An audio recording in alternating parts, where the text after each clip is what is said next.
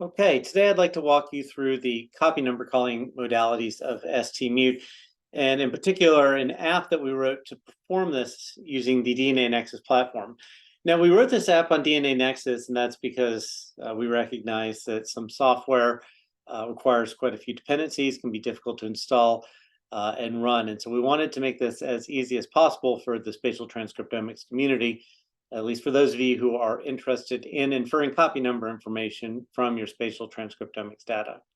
So first step is to establish a DNAnexus account, to download the app, and to upload your inputs to your DNAnexus account. So we won't be covering that today, but as you can see here, we have the STmut CNV app associated with our account, and it is very simple to run.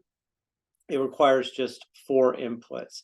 So I wanted to take an opportunity to introduce you to each one of these inputs. So the first input is called filtered featured barcode.csv. This is quite a large file, and so I've created a version that just output the first 10 lines. This is really the meat of your data. As you can see here, each row corresponds to an ensemble ID or a transcript. Each column corresponds to a barcode, which is associated with a spot from your spatial transcriptomics data. And then the values here are the number of transcripts mapping to that gene within that spot. And so as you can imagine, there can be up to 5,000 spots from a Visium array and several thousand transcripts that could be detected. The next input is called graphed-base.csv. And what this is a list of your barcodes and their associated gene expression clusters. This is a standard output from the Space Ranger platform. So here you can see there's about 3,000 barcodes and the various gene expression clusters from which they were assigned. So this output is important because one unique feature of STmut is that we can group spots that have low UMI counts or low numbers of genes detected, rather than using these spots to produce noisy data or simply filtering them out. Now, as you can imagine, when you are grouping spots and treating them as if they were a single spot, there are 2 desirable features. First is that you would want to group nearby spots that are contiguous or associated with each other in space. And second, you would want to group spots that are from a similar cell type. And so STmut will not group spots if they are not from the same gene expression cluster. The next input is tissue positions _list.csv. This too is relatively standard information that you can easily get from 10x Genomics, where this lists all of the barcodes and their various XY coordinates on the Visium array. So again, this is information that's used by the grouping functionality to make sure that spots that are being grouped together and treated as if they were one spot are in close proximity. And lastly is annotate.csv. So this is a very simple comma-separated value file where the clusters are annotated as being tumor or normal. And this is simply used as a centering strategy where the copy number inferences will be centered relative to whatever the user defines as normal. Okay, there are a few more parameters. If you're just running this for the first time, you might want to just leave this on default. But as I mentioned, STmut can group together spots and treat them as if they were one spot when they have low UMI counts or low numbers of genes detected. And so this is the minimum total number of genes that should be detected. So for instance, if less than 1,000 genes were detected, STmut would attempt to group that spot with another nearby spot from the same gene expression cluster that also had less than 1,000 genes detected, and it would keep doing this until the group spot had up to 1,000 genes detected. Second is how far away you are willing to go when grouping spots, and so here we use 8. If you only wanted to group spots that were very close in proximity, you could decrease this. And if you're willing to group spots that were further away from one another, you could increase this number.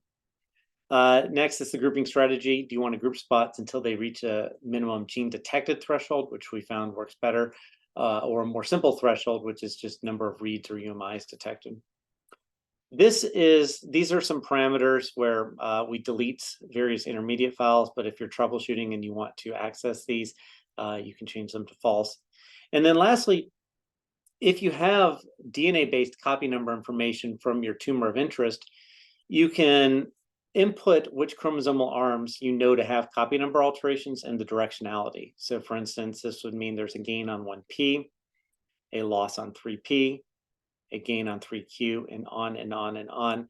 And this will give you one additional output whereby spots are rank ordered by their similarity to the DNA-based copy number profile. So once all of these files have been input, you can just click Start Analysis, Launch Analysis. I'll mention again that these are very standard inputs. These are all standard outputs of the Space Ranger pipe workflow. And so it's relatively easy to get started. Now, I went ahead and ran this before this video, and it took 1 hour and a half. So we're not going to wait for this to finish, but instead we will skip straight to the output because we know this works.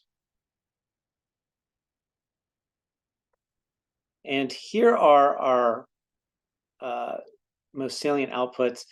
You have the barcode legend, and I will open that and show you what that means. And then the CDT folder will have various matrices. So CNVs _ cluster.rdata, CNVs _ organized by gene expression cluster, and UMI count.cdt, and then CNVs ranked by similarity to DNA by CDT. So each one of these, again, will have genes and spots with various copy number inferences in between. I will show you a couple of these outputs. So the first is the barcode legend. And as we discussed, STmut can group spots together if they have low UMI counts or low numbers of genes detected. And so what we call here spot 1 actually includes all of these barcodes, and it comes from cluster 2. And you'll see a lot of these cluster 2 spots, which I will mention were immune cells, have been grouped together. But when you get to some of these other gene expression clusters, most of the spots just have 1 or 2 or a small number of spots that had been grouped together. And so this is really, I think, an important feature of STmut.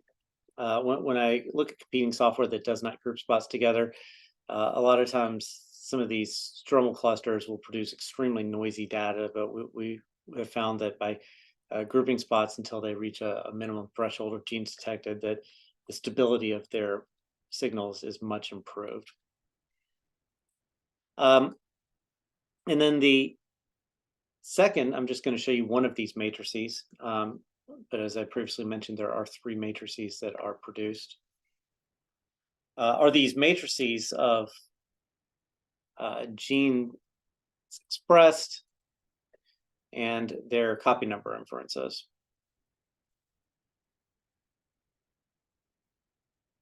Okay. So each one of these is a gene on a chromosomal arm, and you'll note that all of the chromosomal arm copy number inferences are the same. So this would be 1P, and this would be 1Q. And these are the spots, and in the barcode legend, you can find out exactly which barcodes correspond to each spot. And so STmut inferred there to be a deletion on chromosomal arm 1P in this particular spot. And this file is the one that rank order spots by their similarity to DNA copy number profiles, and I can show you what the heat map looks like. So we knew that this particular tumor had a gain of 1P, which is why all these spots on this side, the right side, have copy number profiles more similar to what was known in the tumor. We also knew that this tumor had a deletion of 3P, so you can see that these spots have a deletion of 3P, a gain of 3Q, a loss of 4Q, a loss of 5Q, and I won't read them all out, but you can see that many of the spots that have these known copy number alterations They seem to be co-occurring within the same spot. And you can read our paper to become more convinced. But basically, most of these spots on the right side of this heat map were known to be tumor spots.